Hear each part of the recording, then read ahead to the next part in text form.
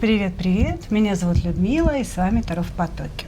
Ну что, сегодня, мои дорогие, мы с вами общаемся с берега прекрасного горного озера Иссык-Куль. И, к сожалению, на самом Иссык-Куле я вам снимать никак не смогу, там огромное количество народа, но чтобы вы насытились тоже энергетикой места, да, энергетикой гор за моей спиной, воздуха определенного, да, волшебного, лечебного, целительного. Ну вот, снимаю здесь, да, в таких вот немножечко полевых домашних условиях. Итак, значит, наш сегодняшний разбор называется так. Любовный треугольник, его чувства к ней и к вам. Соответственно, у нас будет 3 позиции. Ну, слушайте, ориентируйтесь просто по числу. Я понимаю, что может быть не видно, да, лампу я здесь включить, никак не могу. Работаю при таком естественном дневном освещении, поэтому и меня видно не очень хорошо, и, собственно, карты. Первая позиция, вторая, третья. Загадывайте ваших мужчин, с которыми есть какой-то треугольник, да, вы знаете, что есть соперница, или это соперница жена, или вы жена, и это соперница любовница, да, или же, может быть, у вашего мужчины 2 женщин, да, 2 женщины, и он создает у вас вот эту иллюзию соперничества, да. Итак, 3, 2 у нас идут в ожидании, начинаем с единичек. Забыла сказать, как пройдет сегодняшний разбор. Значит, смотрите, сначала делаем сигнификацию вашего мужчины, чтобы вы поняли, что это он. Далее смотрим сравнительные характеристики его чувства к сопернице и его чувства к вам. Итак, начинаем. Кто к нам пришел? Человек, который все время жалуется. Он как будто бы говорит: ты знаешь, вот никто меня не любит так, как я, все меня обижают, женщины от меня хотят только денег, да, если у него есть жена, значит, жена обязательно изменяет там сотни мужчин, и вот он все время такой бедный, несчастный. Человек всегда давит на жалость некую. Смотрим еще.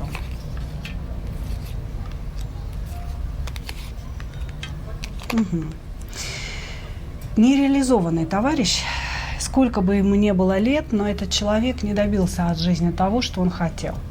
То есть у него были какие-то планы на жизнь, он, я бы сказала, то ли в юности, то ли в молодости был таким достаточно жезловым человеком, то есть достигатором, да, ему хотелось каких-то побед, ему хотелось каких-то завоеваний в жизни, да, может быть, каких-то достижений, должностей, денег, опять же, но у него не получилось это получить. Да? То есть сколько, тут на самом деле он сам виноват, то есть этот человек, он такой середнячок по жизни. Что-то, что хотелось сделать, не удалось, не сказать, что он совсем беден, да, какой-то там нищеброд, которому нечего вам дать. Вот, значит, сам по себе мужчина очень ленивый, и, в принципе, он, знаете, как себя ведет. Когда он что-то делать не хочет, он тут же начинает заболевать. Если вы его просите о чем-то, да, а он вот просто, у него нет желания вам помочь, да, в вашей просьбе, то он может сказать, что, сослаться на какую-то болезнь, то у него там ухо, то у него горло, то хвост отвалился, вот, и просто поэтому не пойти и не делать ничего для вас. Значит, может такое быть, что, допустим, вы договорились о встрече, а он прямо перед самой встречей ее отменяет. Тоже ссылаясь то ли на болезнь, то ли на какую-то проблему, то ли на какое-то свое состояние, то ли там, допустим, поругался с близкими, с родными, я не могу, у меня страшная депрессия. При этом человек в это время может лежать дома, играть в телефон или пойти кому-то другому навстречу. То есть вот какие-то такие вещи здесь присутствуют. Определенная ложь, да, вот себе во благо, потому что я не хочу это делать, да, вот с этой позиции. Значит, у этого человека всегда очень много планов. Он говорит о том, что, ты знаешь, я вот хочу там открыть какой-то бизнес, или я хочу купить еще одну квартиру, или я хочу поехать с тобой куда-то на курорт, да, определенно, мы когда-нибудь с тобой это сделаем. То есть он все время что-то планирует, все время что-то обещает, но все его обещания, они остаются именно обещаниями. Это не человек слова. Он не выполняет своих обещаний, и если вы его в этом упрекаете каким-то образом, кто виноват остается? Вы виноваты остаетесь, да? То есть человек сваливает эту вину на вас вот под каким-то удобным для себя предлогом, понимаете? Вот, то есть, ну такой вот, такой человек. Не знаю, даже не хочется выражать свое мнение, да, в принципе, потому что не совсем понятно, особенно в контексте треугольника, да, зачем он вам вообще сдался, этот мужчина. Так, небольшие у нас здесь проблемки, карты прилипают к стеклу. Так, будем проблемки эти решать, так или иначе. Нет, снизу не получится. Как-то так мне нужно будет ее подцепить. Опа. Фух, еле справилась. Ну что, давайте смотреть сравнительную характеристику. Его чувства к вашей сопернице, о которой вы, скорее всего, в курсе дела. Смотрим его чувства к вашей сопернице.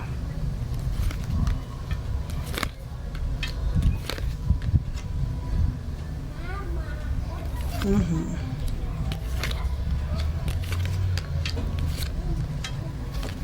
У вас четырехугольник какой-то, что ли?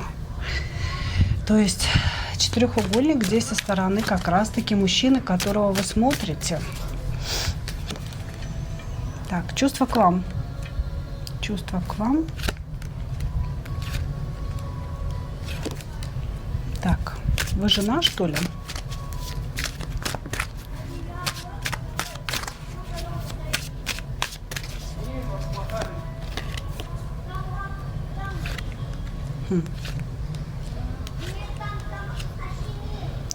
Вы знаете, очень странно, но здесь такое ощущение, что эта женщина является его любовницей, но когда я спрашиваю, жена ли вы, здесь тоже выходит, что вы не жена. И что скорее даже с вами не было сексуальной близости, не было сексуальных отношений. Как будто бы, знаете, с ней вся эта история была, и у него как раз с ней развиваются какие-то бурные такие отношения, то ссоры, то влюбленность, то еще что-то, то страсть, а вы как будто бы вообще человек со стороны. Может быть, вы какая-то его коллега, да, может быть, вы ее подруга, например, да, и общаетесь вот как раз с ее мужчиной, потому что здесь идут такие карты, которые показывают, что в принципе отношения здесь как раз с ней, с вашей соперницей, а не с вами. Но вот я то, что вижу, да, то в принципе и буду говорить.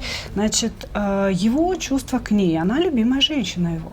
То есть она идет кубковая королева и кубковой королевой, значит, и здесь идут ссоры, недопонимания, ощущение, что эта женщина пытается его очень сильно ограничить, то есть он чувствует ограничения с ее стороны, какое-то, знаете, не...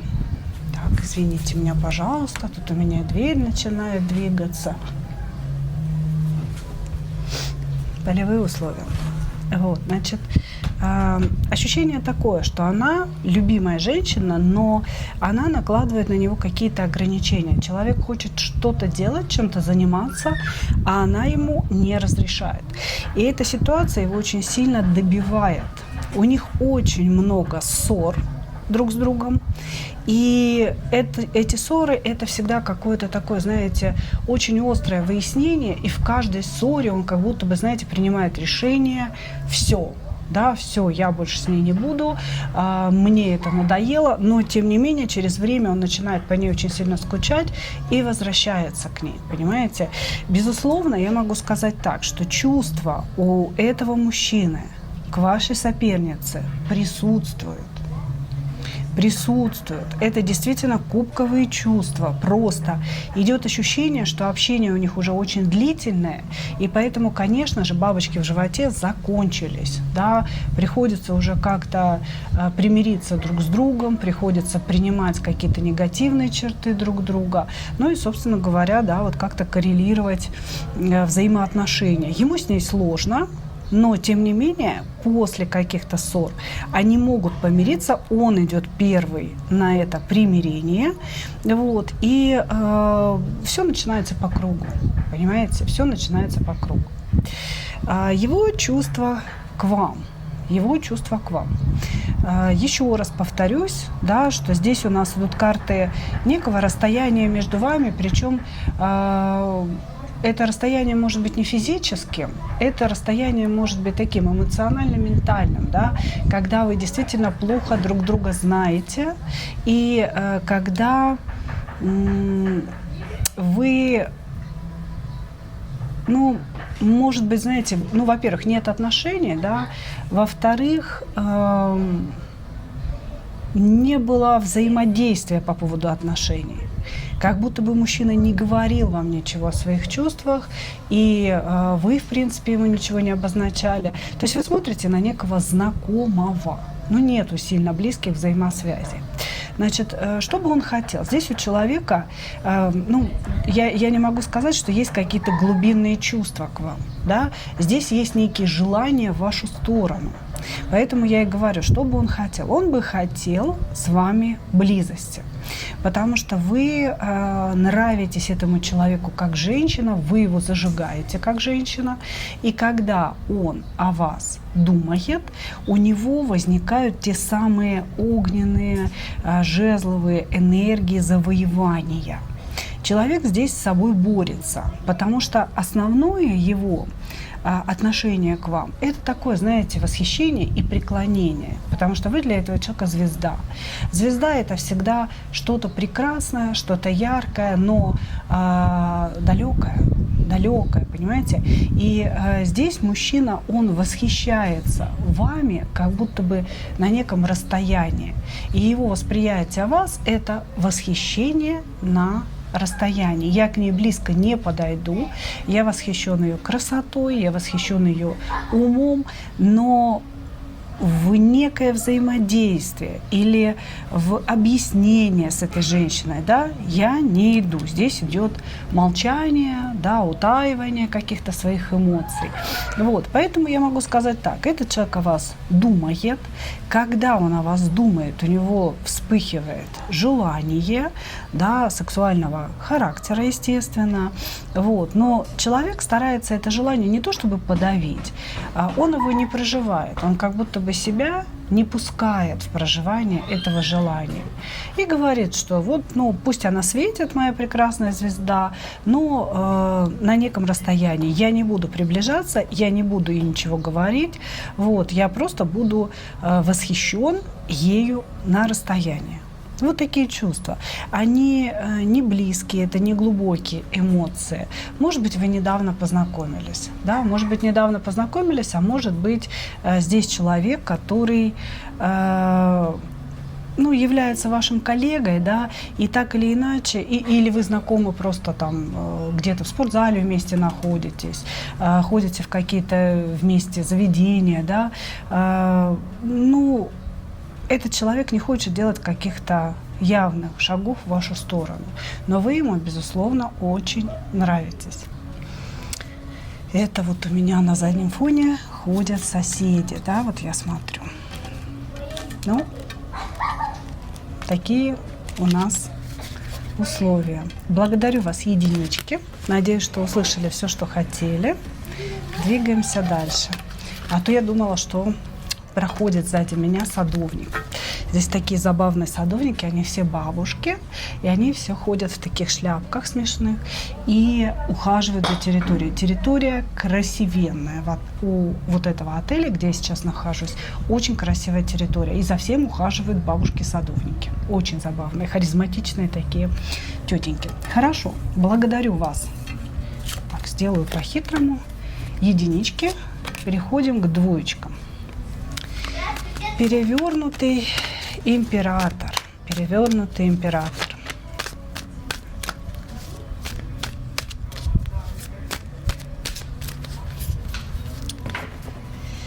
Недоимператор у нас обычно недоразведенный. Да? Смотрим сигнификацию мужчины. Это человек, которому скучно. Значит, мужчина, скорее всего, женат, и, возможно, ваша соперница – это как раз-таки его жена, да, хотя мы не исключаем, что может быть здесь еще и… Так, а что это у нас там на заднем фоне ходит? Что я вас сегодня, наверное, очень-очень сильно повеселю. Значит, хорошо, вернемся все-таки к нашему персонажу. Мне уже самое смешно становится, как люди любопытствуют всегда, да, чем я тут занимаюсь. Итак, значит, здесь человек, скорее всего, женат, но, знаете, есть такие мужчины, которые, даже будучи женатыми, чувствуют себя абсолютно свободными. И они считают, что они все время в поисках какой-то любви, мужчины полигамные, да, мне не хватает этой жены, мне не хватает там какой-то одной любовницы, я все время ищу себе новых впечатлений, я все время ищу себе новую любовь. Вот, значит, этот мужчина добился многих вещей в своей жизни. У него есть денежки, у него есть определенный жизненный фундамент, хорошо проработанный, да, то есть это деньги, это недвижимость, это работа, да, которая завтра не закончится. То есть это достаточно успешный, реализованный человек. Вот. И он считает себя вообще счастливчиком по жизни, потому что помимо того, что он успешный и реализованный, ему еще очень везет в любви. Здесь может быть мужчина, который нравится большому количеству женщин, понимаете? Это может быть какой-то известный доктор, например, да, или может быть… Ну, даже не знаю, почему мне этот известный доктор только влез в голову. Может быть, известный юрист, может быть, известный журналист какой-то, да. То есть это человек, который находится где-то на виду, и женщины, они ему всегда высказывают свою симпатию. Поэтому этот мужчина, безусловно, пользуется тем, насколько он успешен. Может быть, еще и красавчик, может быть, еще и ухаживает за собой. Да, то есть как бы и фигура, и лицо, и деньги, все, собственно, при нем. Поэтому чего, в общем-то, женщинам отказываться, да? Вот, значит, здесь происходит очень много вещей, связанных с любовными отношениями, с интрижками, с сексуальными отношениями на один раз. Женщины сами клюют на него, они ему сами предлагают, ну, не то чтобы там свои услуги, да, а, допустим, давай хотя бы разок там встретимся и так далее, предлагают ему отношения без обязательств. Поэтому мужчина здесь очень сильно избалован. Очень сильно избалован. И я бы сказала, что он даже подустал от обилия женского внимания. Он подустал от того, что женщины ему предлагают себя. Ну вот как-то так. Жену не показывают, да, поэтому мы будем смотреть в контексте соперницы. Если вас интересует его жена, значит, это жена. Да? Если вы видите какую-то иную соперницу, а здесь их будет, может быть множество, то значит кого-то другого. Итак, чувства к этой женщине, к вашей сопернице.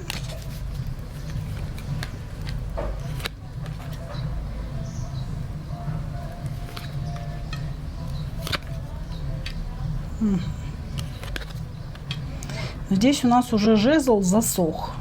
Сразу хочу вам сказать об этом, что жезл у нас засох. что-то у нас все как-то тухловастенько. В сторону вас.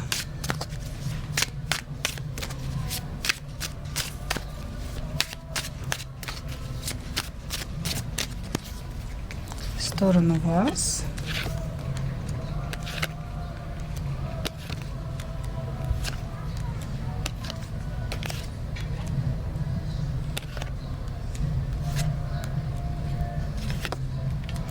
Так, смотрите, как интересно. Соперница, кем бы она ни была, да, жена, любовница очередная и так далее. Здесь полностью потерян сексуальный интерес. Этот мужчина как будто бы поставил точку с женщиной и говорит о том, что все, я складываю все свое оружие эмоциональное, да, все свои какие-то действия в сторону этой женщины, потому что неинтересно. Стало абсолютно неинтересно. Здесь женщина, которая этого мужчину бесконечно пилит. Вот вы представьте, он очень избалован женским вниманием. Он вообще красавчик по жизни, у него как бы все удалось. Счастливчик, красавчик. И тут появляется женщина, или рядом находится женщина, если это жена, да, которая его бесконечно в чем-то упрекает, пилит, ты мне должен, ты не должен так себя вести и так далее. А он, выходя, допустим, из дома, выходя из этих отношений с женщиной, да, на улицу к другим женщинам, предлагающим себя, он чувствует себя на высоте именно там. Там его превозносят, там ему показывают значимость, а в отношениях с ней идет бесконечное пиление, упреки. Поэтому то, что у него с этой женщиной нет сексуальных отношений, это 100%. Здесь вот прям засохший жезл в ее сторону, понимаете?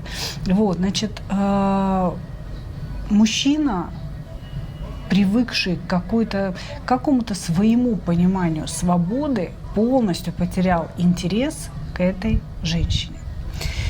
Именно из-за того, что она пилит, она все время с ним ругается. И он от этого устал, как он говорит. Дальше. Он устал от того, что он все время ей должен. Это очень похоже на жену. Да, то есть соперница очень похожа на жену, или же, быть может, это женщина, которая родила ему ребенка, потому что у него есть какое-то чувство долга, да, которое он должен выполнять. И это уже как-то, знаете, не с позиции, что он хочет там, быть хорошим отцом или хорошим мужем, а с позиции того, что я должен, и меня это очень сильно тяготит. Вот, значит, здесь я бы сказала так, у человека есть какие-то привязки и какая-то ответственность в сторону этой женщины, и, возможно, ребенка от нее, да, и очень большая тяжесть лежит на душе у этого мужчины вот в сторону конкретно вашей соперницы. Он считает, что она каким-то действием его к себе привязала. Понимаете? А здесь, скорее всего, имеется в виду именно рождение ребенка. То есть она родила мне ребенка, и теперь мне некуда деваться. Теперь я обязан с ней общаться там, по гроб жизни, как говорится, да, и обязан содержать ребенка, может быть, которого он не хотел, да, может быть, просто ответственности он не очень любит такое, да, вот долговую, скажем так. Но, собственно говоря, здесь чувства крайне негативные, как будто бы он еле терпит эту женщину. Понимаете, вот я ее терплю, исходя из того, что надо, да, все. Что касается вас,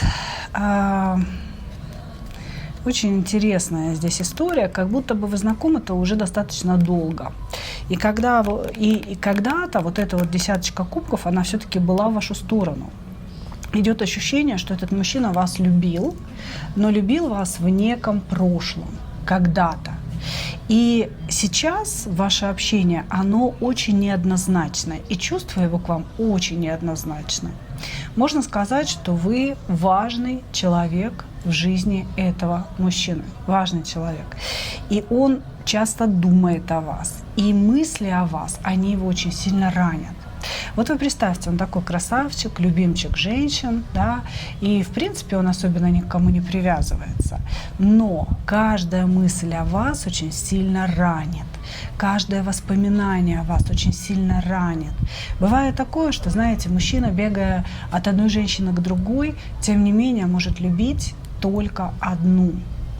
И вот здесь очень на это похоже, что когда-то в его жизни встретились вы, случилось действительно настоящее глубокое чувство, и он не может этого забыть. Отношения не сложились, потому что я не вижу, что между вами сейчас что-то строится, да?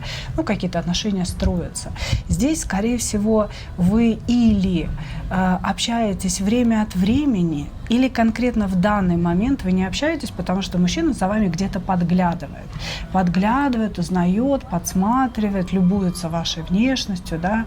Вот, значит, безусловно, есть чувство ревности, есть чувство какого-то укола вины, наверное, что, может быть, я был неправ, я все испортил когда-то тогда, да, и вот это чувство вины, это чувство ревности, что с кем вы, где вы, какой-то другой мужчина вас может ласкать, да, то есть как бы вот это все для него очень-очень болезненный момент.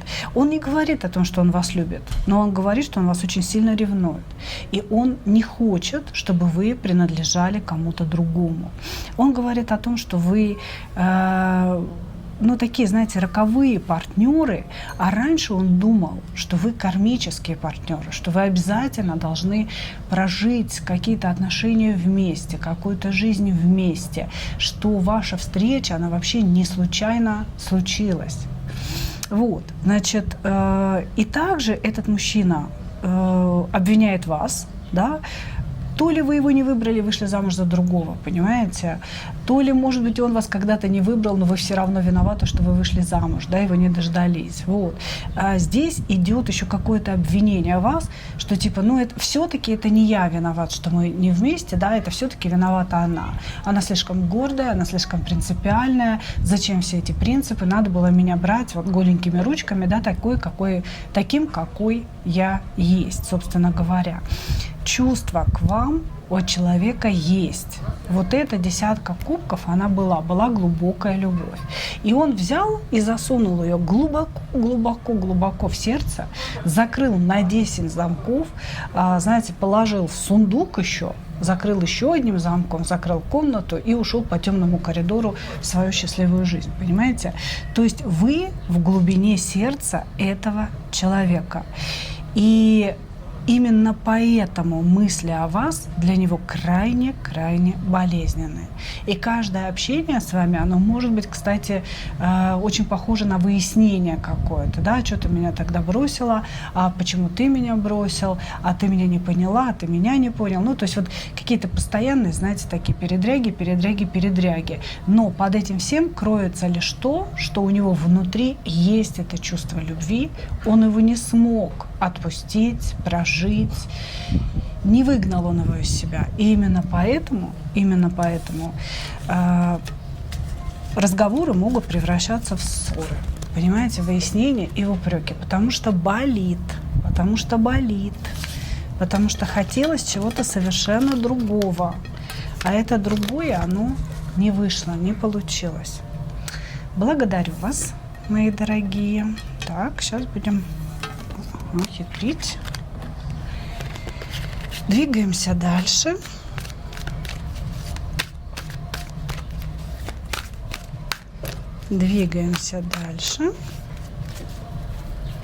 Позиция номер 3. Угу.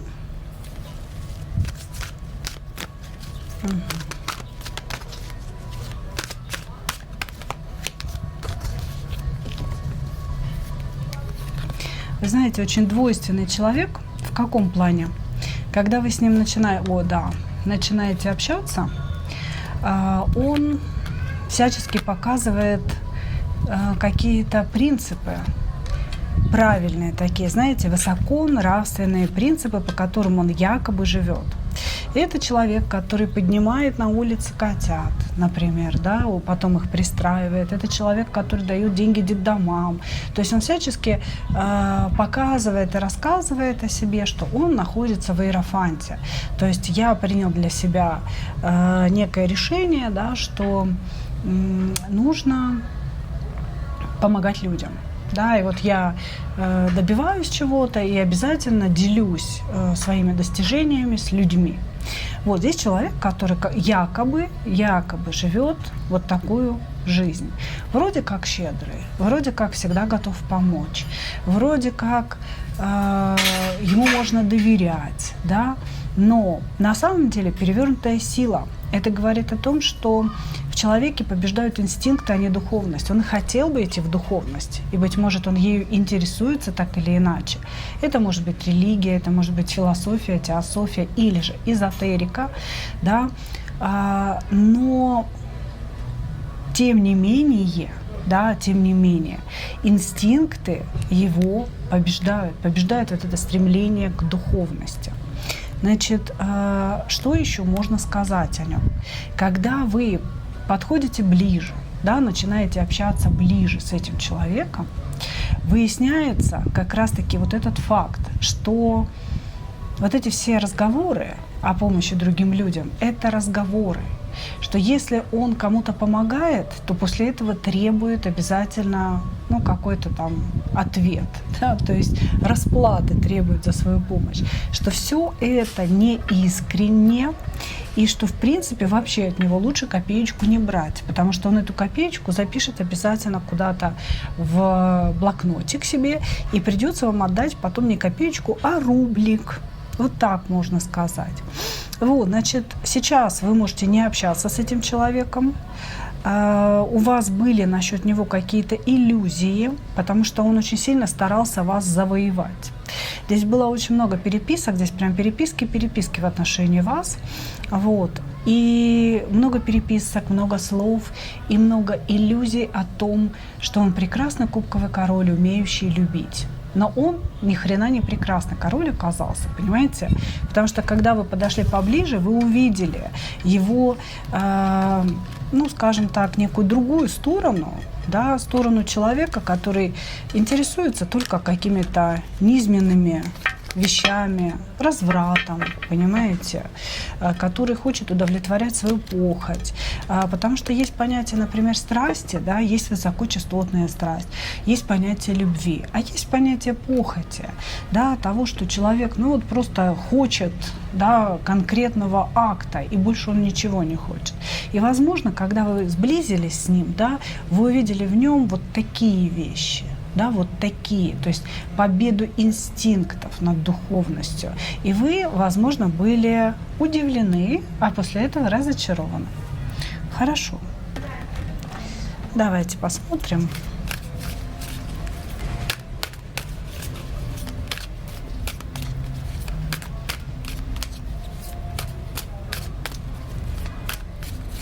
Его чувства к вашей сопернице. Угу.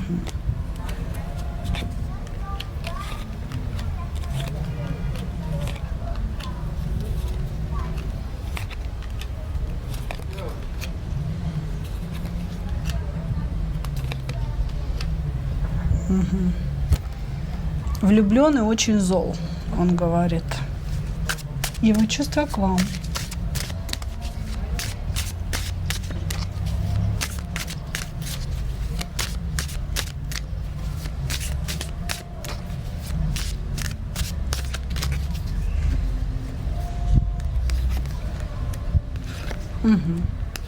Но вы-то точно не вместе.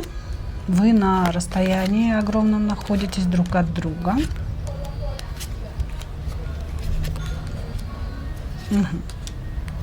Интересно. Короче говоря, ощущение такое, что вы или бывшая его, или... Может быть, ничего толком и не было, ничего толком и не началось, но бывшая любимая точно. Да, были отношения, не были отношения, человек вас любил, потому что императрица в любом случае на вас. Или, может быть, учитывая императрицу, вы вообще бывшая жена, с которой он развелся. Да? Значит, на сегодняшний момент его отношение к сопернице, он влюблен в эту женщину. И он пытается сейчас задавить в себе эту любовь, потому что между ними произошел очень серьезный разрыв. очень серьезный разрыв. Ощущение, что сам этот мужчина принял решение об этом разрыве, и он сам вышел из этих отношений.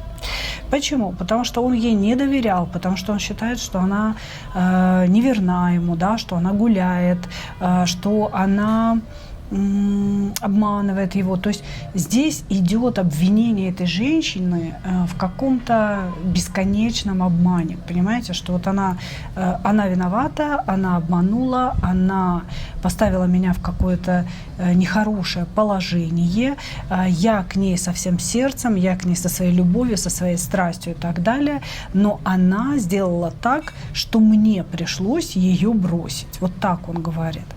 То есть на сегодня он вроде как вышел из этих отношений с этой соперницей, но чувства у него не угасли. У него есть к ней чувства, и чувство страсти, и чувство влюбленности, ну вот настолько, насколько его натура, да, низкочастотная, может позволить. Вот, поэтому здесь присутствует эта история. Сердце от этого разрыва у него болит страшно. Здесь разговор именно об измене, именно о том, что женщина или нашла другого мужчину, или, знаете, он себе придумал, что она нашла другого мужчину. Такое тоже бывает. Надумал, что-то себя накрутил, психанул, ушел, а, допустим, у женщины есть достоинство, да, и она сказала, что я за тобой, дружочек, не побегу, да, у тебя какая-то придурь в башке, а я тут буду еще разбираться, да, и разгребать вот этот весь хаос. Значит, у него глобальное количество обиды на нее, он не хотел уходить из этих отношений, обиды на себя за то, что пришлось это сделать, и злость. Но и влюбленность, и страсть здесь у нас присутствует. Вот, значит, что же касается вас? Вы какая-то недостижимая. Первое, очень далекое расстояние между вами. И он говорит, да если бы я мог ее схватить, унести в какую-то норку, да, где-то запереть и любить, то я бы это сделал. Ощущение такое, что у вас были отношения близкие или не близкие, да, может быть, без секса. Такое же тоже бывает, да, как бы не дошло, не получилось, вы были замужем, может быть, да, в этот момент, или он был женат, вы не хотели идти в треугольнике. Но здесь что-то недосрослось, понимаете, вот недосрослось. Вы перевернутая императрица, женщина жизни, которая не сбылась. Понимаете? То есть он бы очень хотел, чтобы вы были его императрицей, потому что вот он вас видит какой-то целостной и той женщиной, которая могла бы сделать его счастливым. Вот так он говорит. Она могла бы сделать меня счастливым. Вот. Но что-то недосрослось. Может быть такое, что вы, допустим, бывшая жена, и отношения все-таки были, да, но как-то очень давно вы уже расстались. Потому что, по сути, он считает вас своей императрицей и своей единственной, с кем было очень хорошо, с кем было счастье. Знаете, с кем счастье было возможно. Да, вот так можно здесь сказать. Вот. И единственное, что вот это расстояние и ощущение, что вы не видите друг друга, не общаетесь, и он не может это расстояние преодолеть. Может быть, здесь по миру не совсем расстояние, а время. Может быть, вы очень давно уже не общаетесь. И уже, знаете, нет никакого смысла общаться. Или присутствует какой-то страх этого общения. То есть вот здесь идут такие вещи. Вот, значит, что еще? На самом деле, если бы вы позвали этого мужчину, он бы прибежал и снимал бы ваши туфельки и целовал бы ваши ножки. Понимаете? Потому что здесь идет такое отношение, что вот если бы она меня позвала, да, то я бы тут бросил вообще нафиг все. Я бы понесся и прислуживал бы ей, и вообще был бы рад любой вообще работе, любому приказанию, которое она бы отдала. Почему-то здесь вот такое отношение к вам. Понимаете? Может быть, когда-то он перед вами очень сильно провинился, да, если бывший муж, может, он сам изменил и куда-то ушел, и сейчас этот человек чувствует глобальную вину перед вами.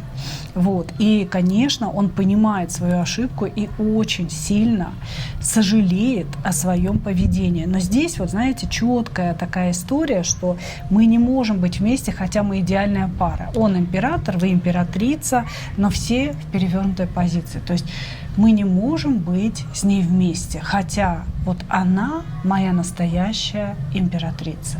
Ее бы я выбрал. Если бы она позвала, я бы прибежал.